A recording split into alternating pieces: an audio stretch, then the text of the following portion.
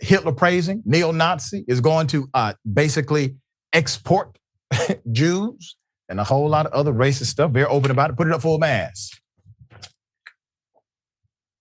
Massachusetts, Lori Kauffman. Ms. Kauffman is one of the candidates to represent the Boston area district in Massachusetts, Republican Party's state committee.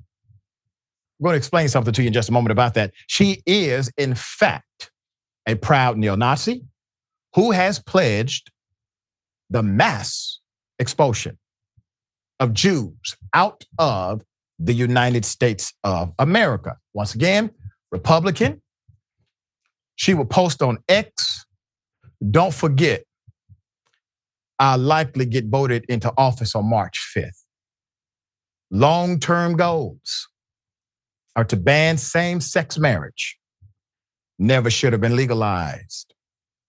And trans will be illegal. Talking about just American people who are in the trans community are going to be illegal. However that would work, I guess, in her mind. Then she says, yes, illegal. According to the local Boston outlet Universal Hub, Kauffman, who is from Dorchester and running in the 1st Suffolk district in the RSC, quote, divides her love between Kanye West and Hitler and blames a COVID-19 shot for giving her stage 4 brain cancer. She has posted a meme of herself holding a payphone with words, "Hi Hitler, it's 2024 here, and we're requesting your assistance." Okay. Per the report, Kauffman had been running as a ticket with the state committeeman candidate and Croke Park owner, Daniel Kelly, but now hates Daniel Kelly because he publicly supported Israel. Now you got to remember, she's racist. So that was a bad look for him, okay? Obviously it was a bad look for her. In the Massachusetts GOP, each RSC district elects one man and one woman to represent the area on the committee. Kauffman is not the only candidate on the women's side in 1st Suffolk. Also running is Elizabeth Hines Ferrick, the assistant director of the State Department of Transitional Assistance.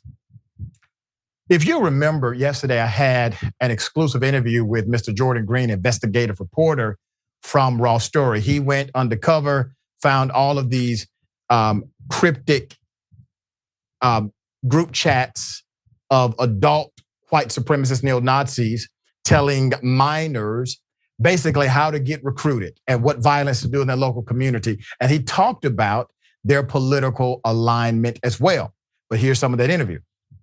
They tend to support Trump, although they are from the accelerationist tendency of white supremacy. So one of their tenets is no political solution. So they, which inherently is violent. They want to overthrow the United States, and they don't see really a purpose in elections.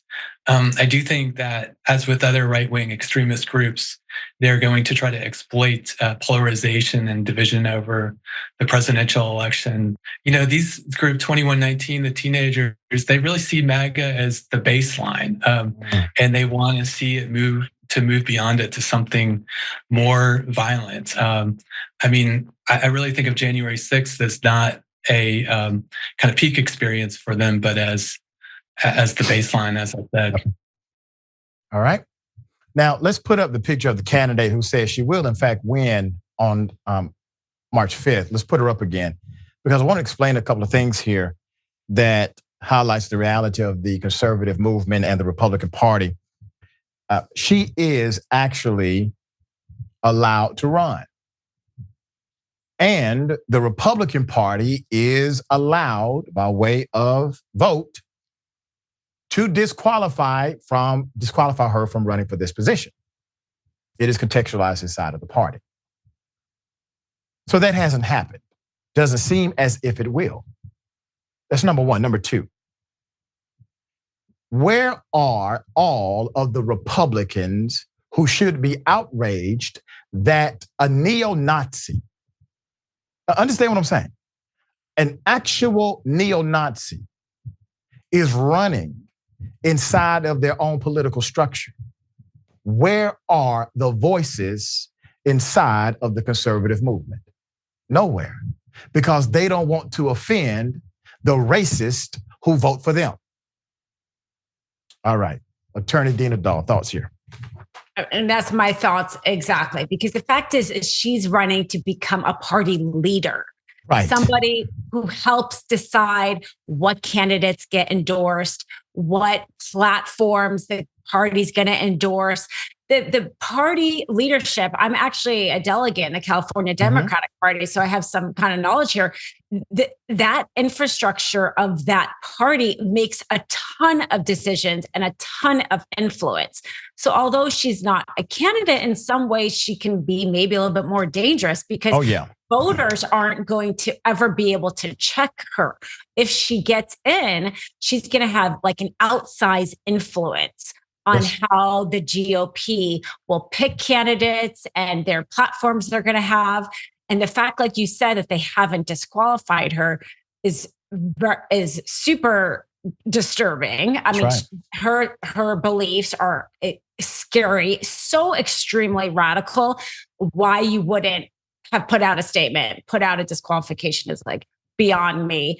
And it shows the dysfunction in the GOP. I mean, they're almost a party of hate at this point. Trump definitely normalized hate.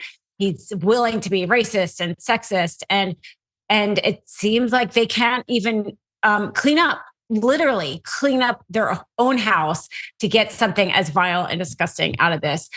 Shows how much they can. I mean, we see it with Speaker Mike Johnson not being able to literally govern.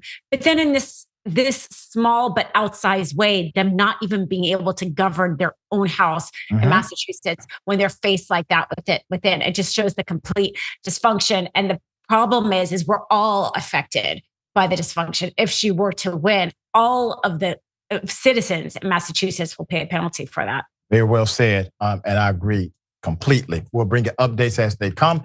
We will see if she actually does win that post on March 5th.